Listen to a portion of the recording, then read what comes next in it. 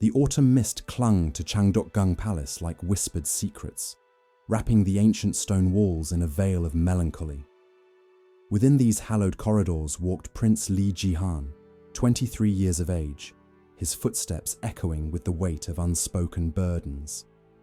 His face, a masterpiece carved by the gods themselves, bore the weathered beauty of one who had known both triumph and devastating loss. Strong, masculine features defined his jawline, while his dark eyes held depths that seemed to contain entire universes of pain and longing. Long black hair cascaded past his shoulders, meticulously groomed, yet bearing that subtle dishevelment that spoke of restless nights and heavy thoughts.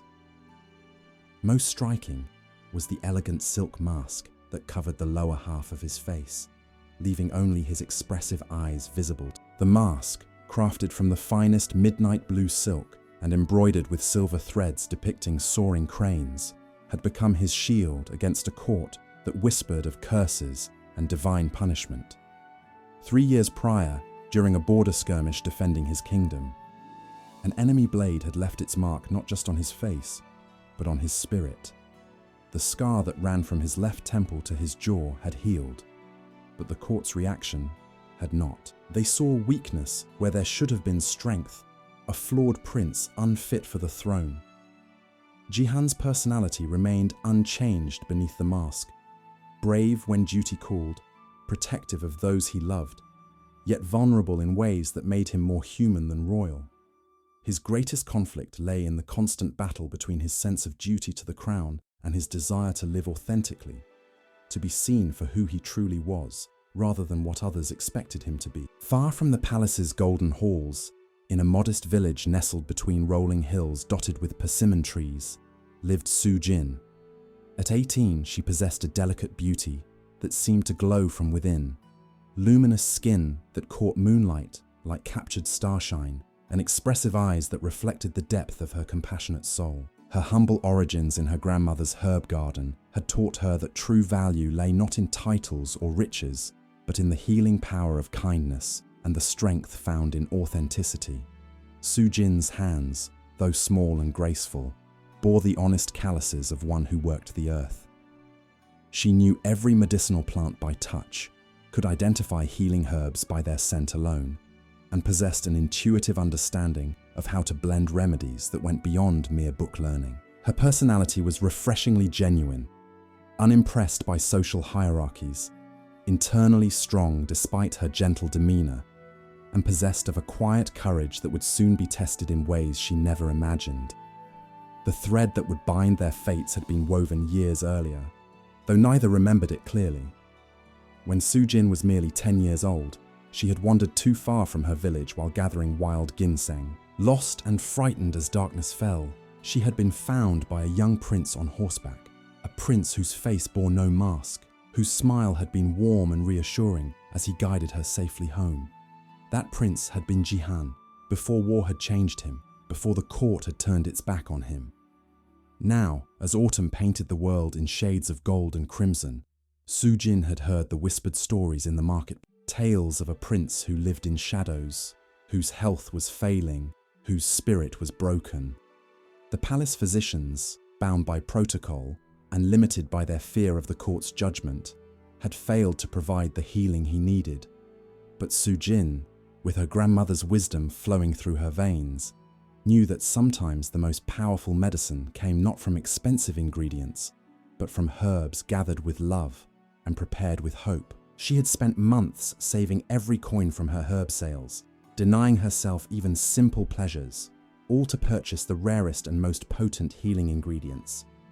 Cordyceps from the highest mountain peaks, ginseng aged for decades, and precious deer antler, ingredients that cost more than her family's modest home. Her plan was simple yet audacious, to somehow deliver these remedies to the prince who had once saved her, even if he no longer remembered her face.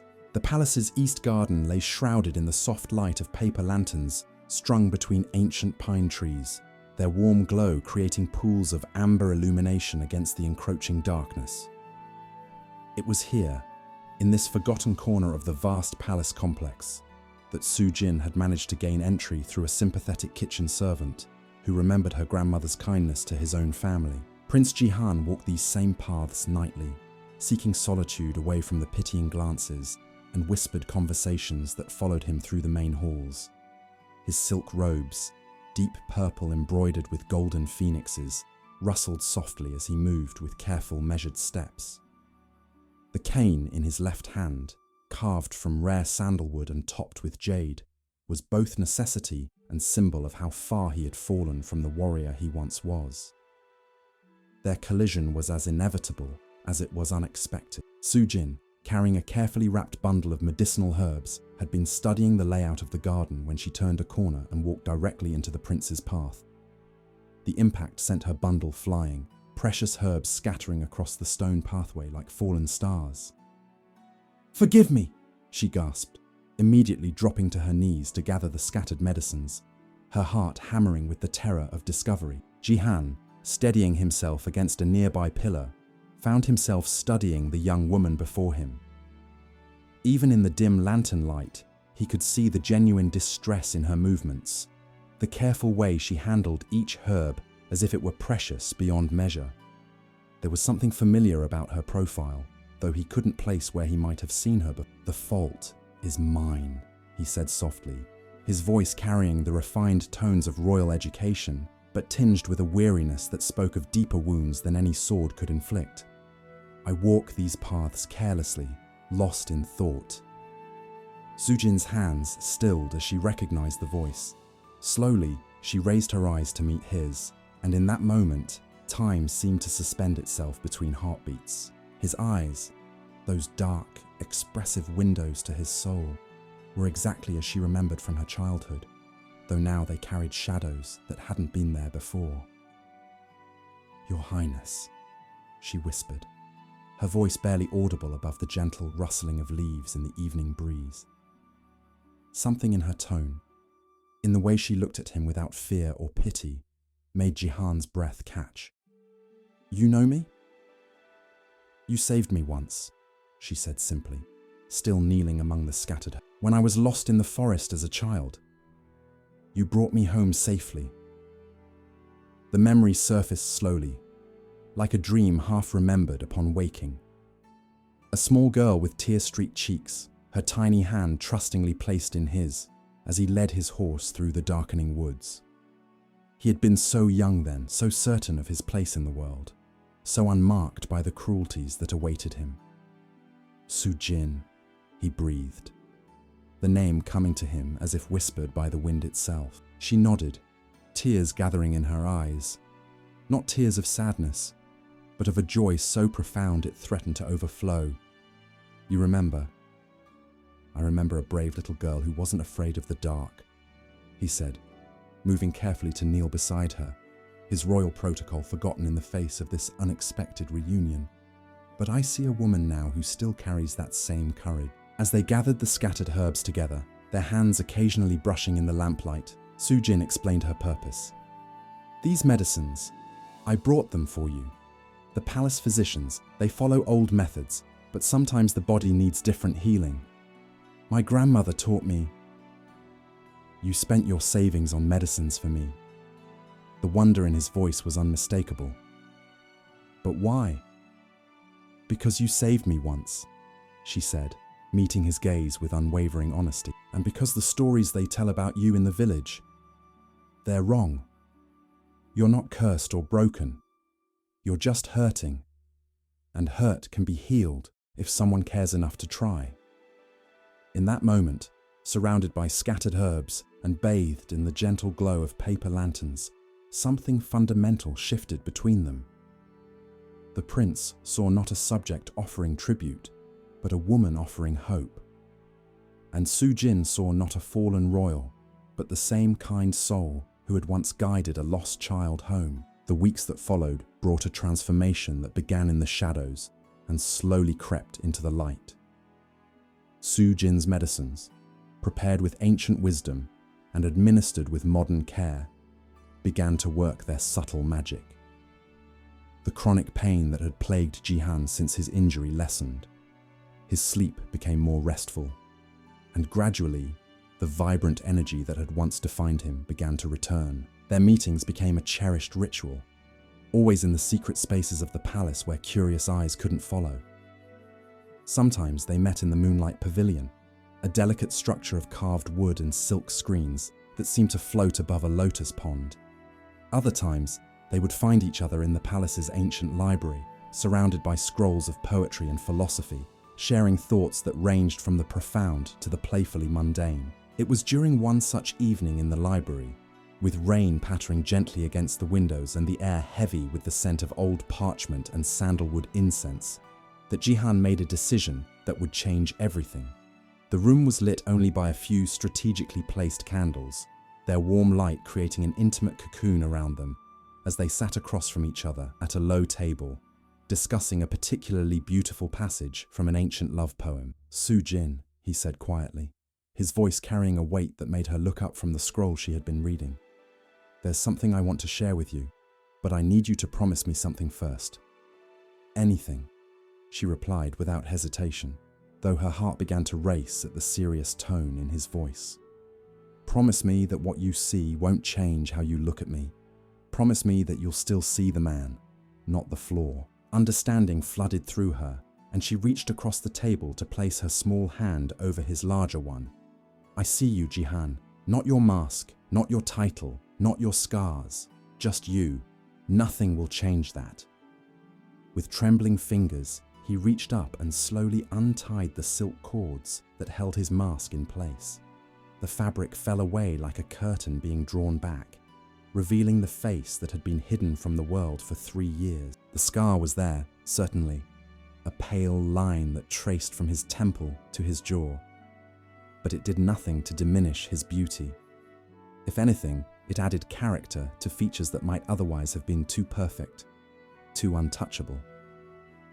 Su Jin's breath caught, not from shock or pity, but from the overwhelming privilege of being trusted with this vulnerability.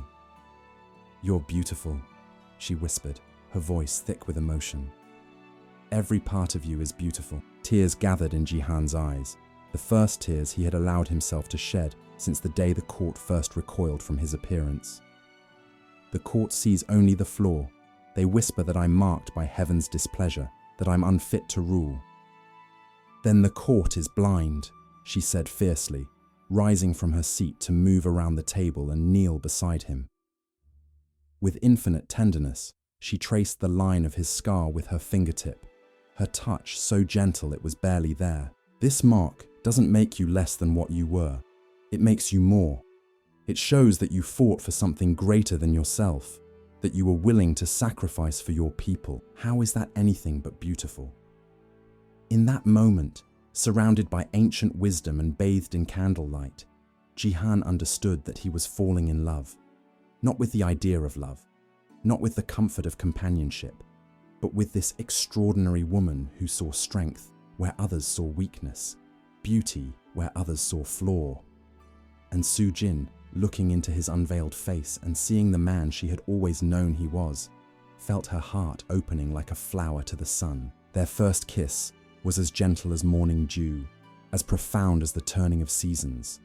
It spoke of promises yet to be made, of futures yet to be written, of a love that could transform not just 2 hearts, but an entire kingdom's understanding of what it meant to be worthy.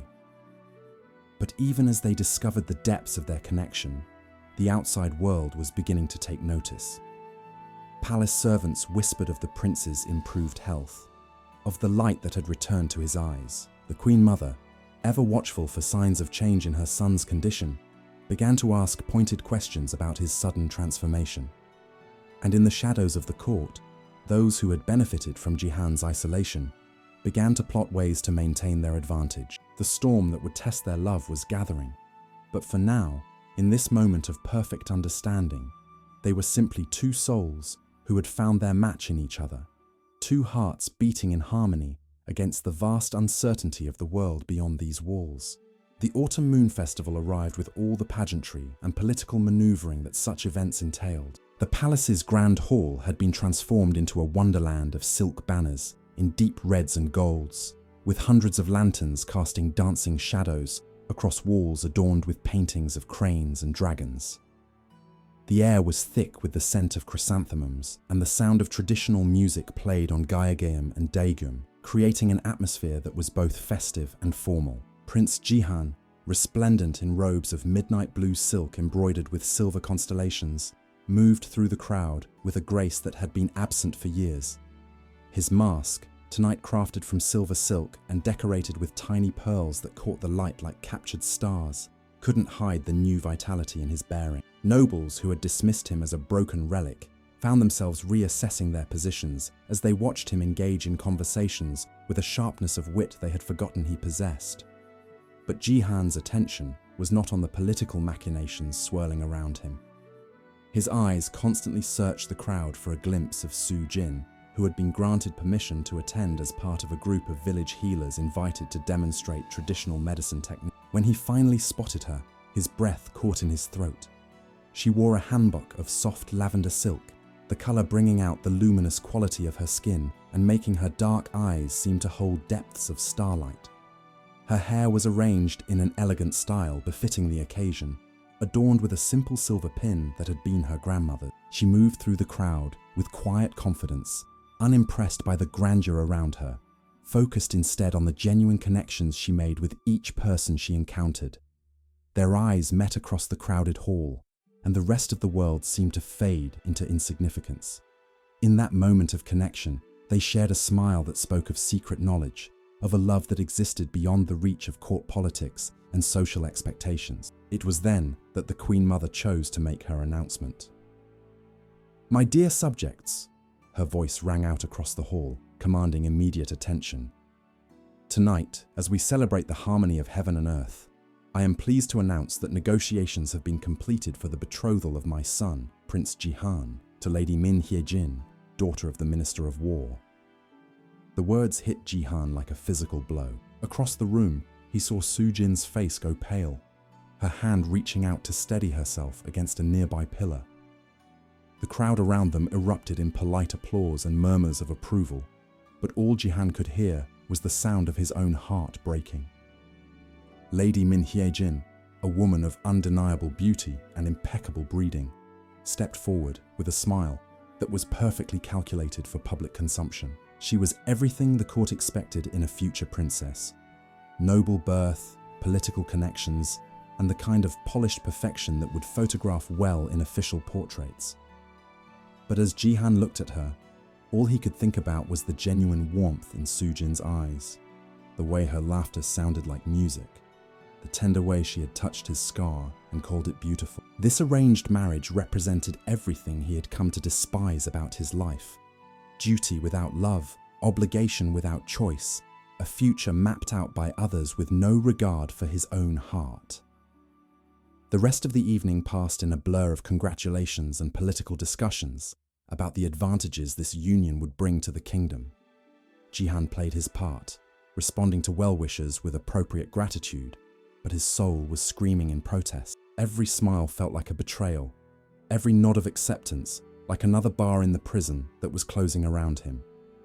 When he finally managed to escape the crowd, he found Su Jin waiting for him in their secret garden, tears streaming down her face in the moonlight. She had changed from her festival clothes into her simple, everyday hanbok, as if trying to remind herself of who she really was, where she truly belonged. "I should go," she whispered as he approached, her voice breaking with the effort of holding back sobs. "I should never have let myself believe that this could be real."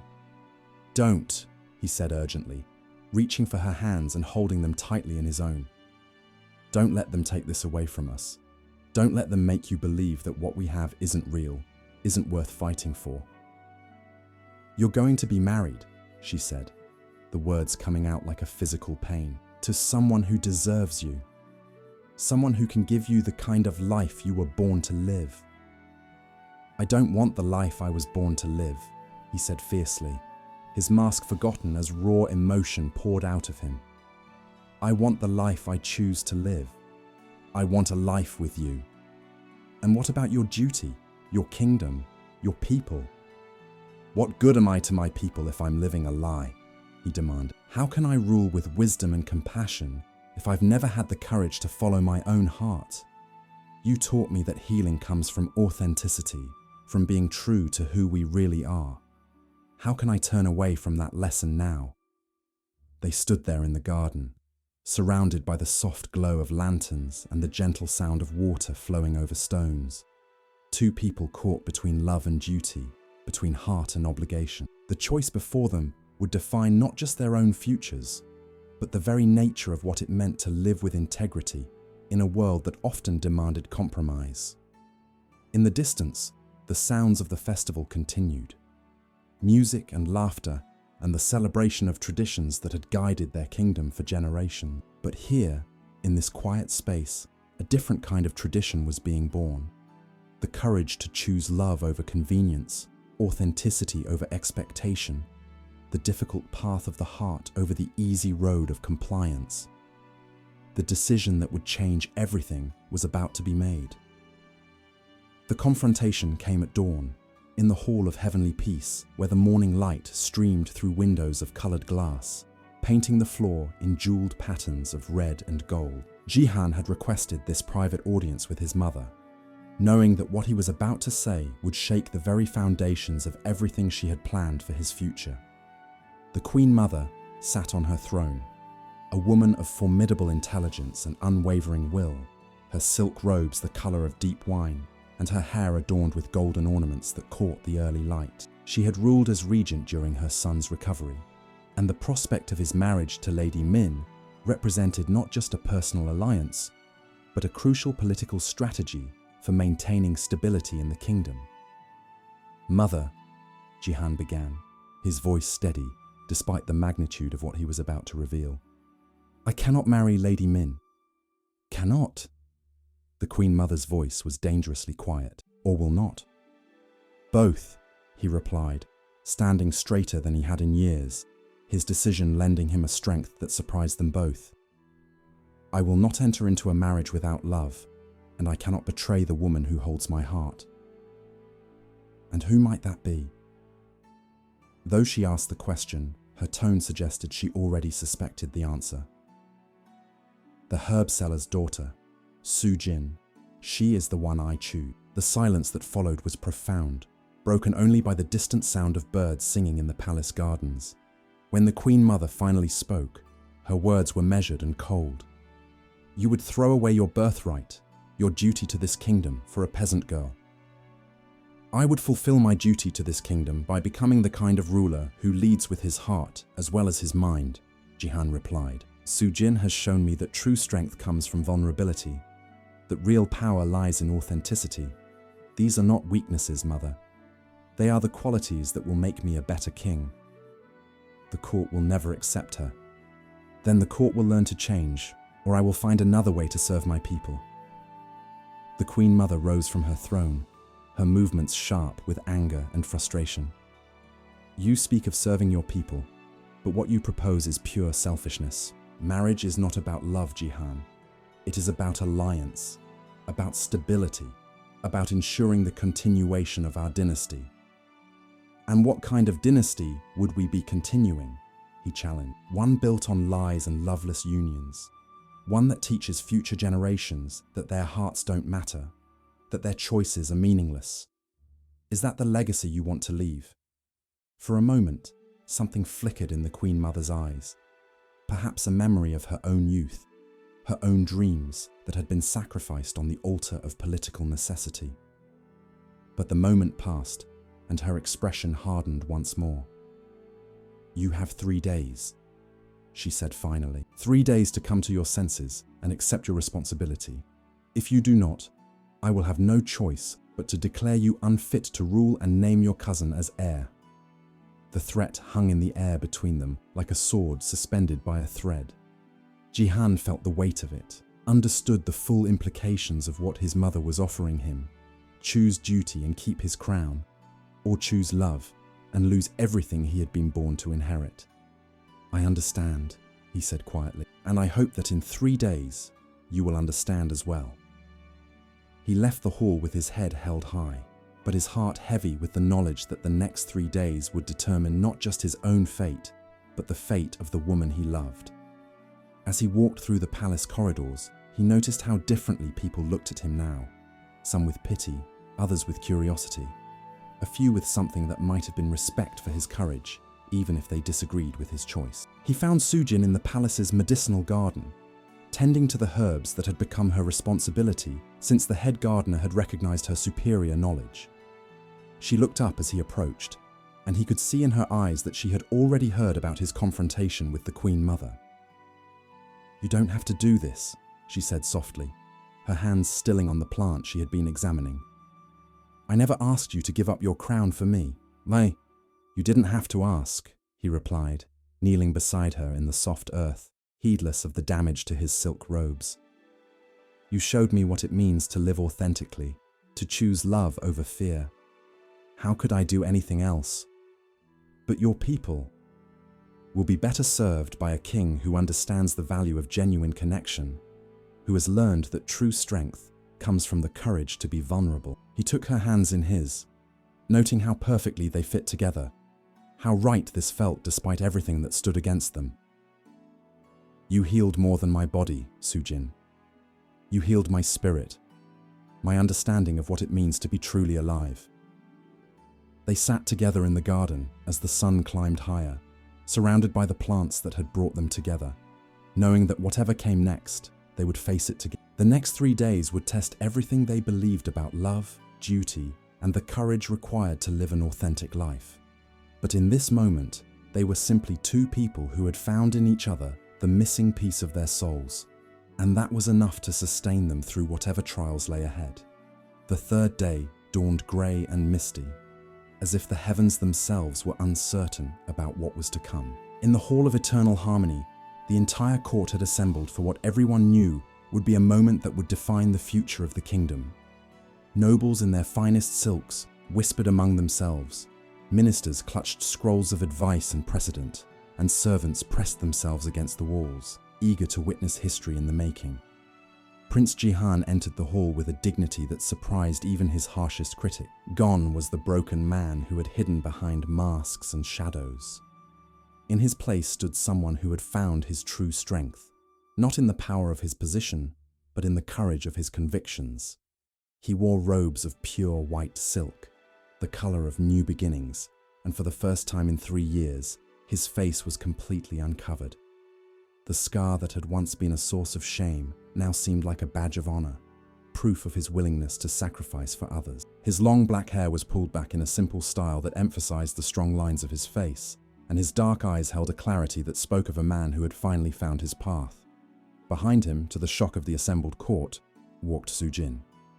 She wore a hanbok of soft blue silk, the color of dawn skies and new hope, her hair adorned with a simple silver ornament that caught the light like captured starshine. She moved with quiet grace, her head held high despite the weight of hundreds of staring eyes, her hand resting lightly on Jihan's arm, in a gesture that spoke of partnership rather than subservience. The Queen Mother sat on her throne, her face a mask of controlled emotion, while Lady Min and her father stood to one side, their expressions ranging from confusion to barely concealed anger at this unexpected turn of events. "My people," Jihan's voice rang out across the hall, clear and strong. "I stand before you today, not just as your prince, but as a man who has learned the true meaning of leadership through the greatest teacher of all, love." A murmur rippled through the crowd, but Jihan continued, his gaze sweeping across the assembled nobles and servants alike.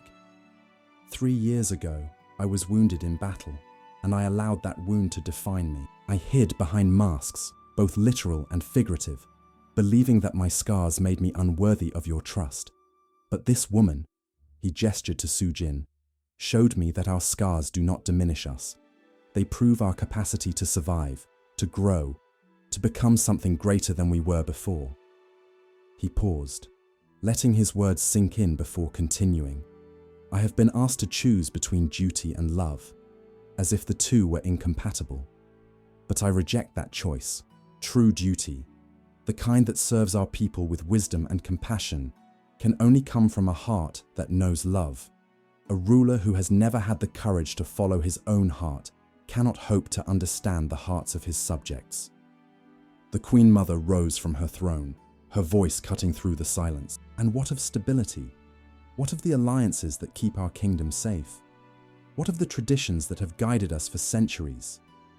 Traditions should guide us, not imprison us, Jihan replied. And the greatest tradition of all is the belief that every person, regardless of their birth, has value and worth. Su Jin has proven her worth not through bloodlines or political connections, but through her actions, her wisdom, her capacity to heal and to love.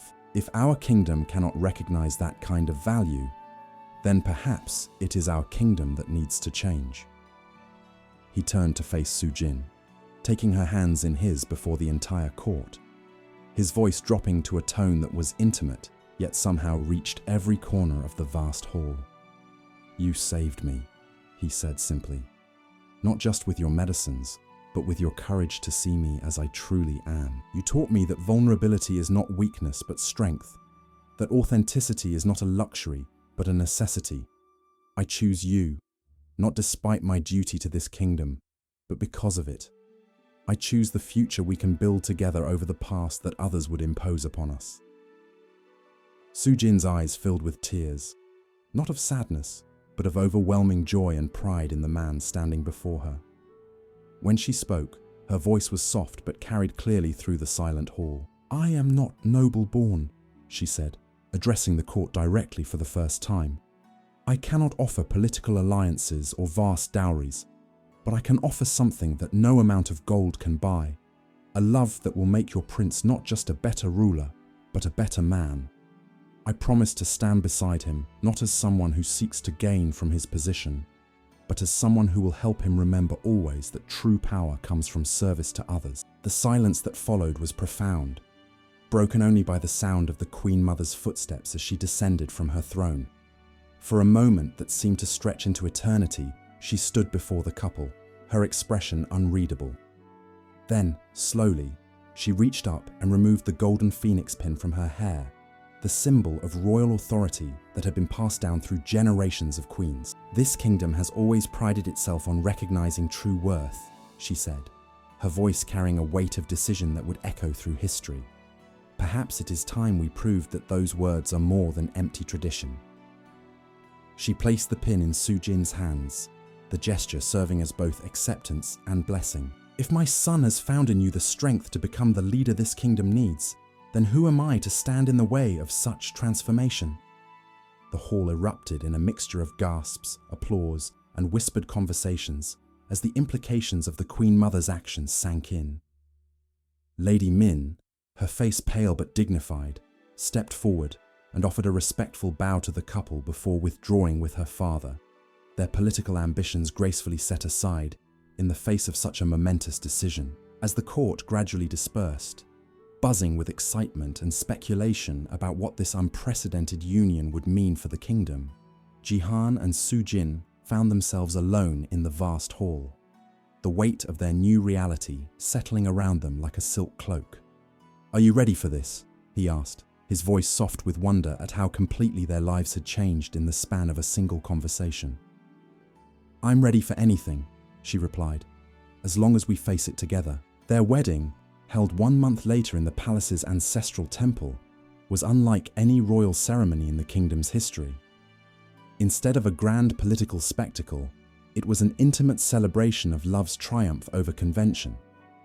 The temple was decorated with simple white chrysanthemums and burning incense, the air filled with the soft music of traditional instruments played by court musicians who had volunteered their services out of genuine joy for the couple's happiness. Su Jin wore a hanbok of pure white silk, embroidered with silver threads that caught the light like captured moonbeams, while Jian chose robes of deep blue that complemented her outfit perfectly. Most significantly, he wore no mask, his face open and radiant with happiness, the scar that had once been a source of shame now simply part of the story that had led him to this moment. As they performed the traditional vows that would bind them as husband and wife, the small gathering of family and close friends could feel the profound love that surrounded them. This was not a marriage of convenience or political necessity, but a union of two souls who had found in each other the courage to be truly themselves. Their first dance as husband and wife took place not in a grand ballroom, but in the same secret garden where they had first truly seen each other. Paper lanterns strung between the trees cast a warm glow over the scene, while the gentle sound of water flowing over stones provided nature's own music for their celebration. As they moved together in the soft light, Jihan marveled at how perfectly Sujin fit in his arms, how right this felt despite all the obstacles they had overcome to reach this moment. She looked up at him with eyes that held no doubt, no regret, only the deep contentment of someone who had found her true home. "Do you ever wonder what would have happened if we had never met again?" she asked softly as they swayed together under the stars. "No," he replied without hesitation, "because I believe we were always meant to find each other again. You were meant to save me, and I was meant to learn from you what it really means to live with courage and authenticity. And now we get to discover together what kind of kingdom we can build when love and duty work hand in hand, instead of in opposition." As the night deepened around them, they continued to dance in their private garden, two people who had dared to choose love over expectation, authenticity over convenience.